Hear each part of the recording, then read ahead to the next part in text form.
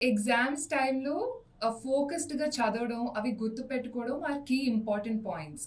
So, దాని గురించి yes. మనం మాట్లాడితే ఇప్పుడు ఎగ్జామ్స్ అయిన తర్వాత that afternoon period is very crucial. Like తిన్న వెంటనే కొంచెం నిద్ర నిద్ర రావడం, లేదా మత్తు మత్తుగా ఉండడం, లేదా బ్రెయిన్ ఫాగ్ అవ్వడం. అవును.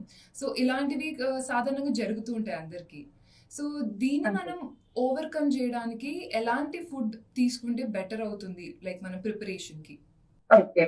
సో, ఫస్ట్ థింగ్స్ ఫస్ట్ పిల్లలొచ్చేసరికి మనం ఎలా తింటున్నాం అనేది అబ్జర్వ్ చేస్తారు.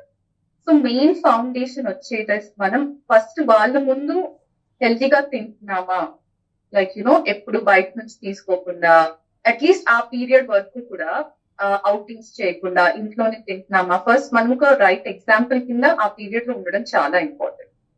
సెకండ్ థింగ్ వచ్చేసి వాళ్ళ కోసం అనేది ఫస్ట్ డే స్టార్ట్ అయినప్పుడే వాళ్ళకి రైట్ కైండ్ ఆఫ్ ఫుడ్ ఇవ్వడం అనేది చాలా important. Like breakfast is one of the most important meals along side the other meals, but breakfast sets the tone for the day. So breakfast లో వచ్చేసరికి మనం ముందు రోజే వాల్నట్స్, ఆల్మండ్స్, ఇవన్నీ పిస్తా కొంచెం సోప్ చేసుకుని పొద్దునే వాళ్ళకి ఇచ్చేసామంటే ఒక్కొక్కటి రెండు రెండు తిన్నా కూడా వాళ్ళకి బ్రెయిన్ కి చాలా హెల్ప్ చేస్తుంది.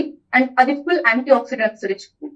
సో వాళ్ళ ఎగ్జామ్ టెన్షన్ లో ఏమీ తినలేని పరిస్థితిలో ఉన్నా అట్లీస్ట్ ఈ నట్స్ తో కొంచెం లైక్ ఏదైనా ఒక ఫ్రెంచ్ టోస్ట్ ఎగ్స్ తో, లేకపోతే సింపుల్ గా ఏదైనా ఫ్రూట్స్ తో కొంచెం ఓట్స్ అలా కలిపేసి ఏదైనా బ్రేక్ఫాస్ట్ కొంచెం తినగలిగితే ఎగ్జామ్ స్ట్రెస్ వల్ల బ్రెయిన్ ఆల్రెడీ చాలా టైర్డ్ అయిపోతుంది కాబట్టి బ్లడ్ షుగర్ కూడా మొత్తానికి డ్రాప్ అయిపోకుండా కొంచెం మెయింటైన్ అవుతుంది. సో దట్ వాళ్ళు ఆఫ్టర్నూన్ వచ్చి కొంచెం తిన్నారంటే అక్కడి నుంచి పొద్దున్న నుంచి మధ్యాహ్నానికి ఆ డ్రాస్టిక్ డిఫరెన్స్ లేకుండా ఎనర్జీ లెవెల్స్ మెయింటైన్ అవుతుంటూ వస్తాయి.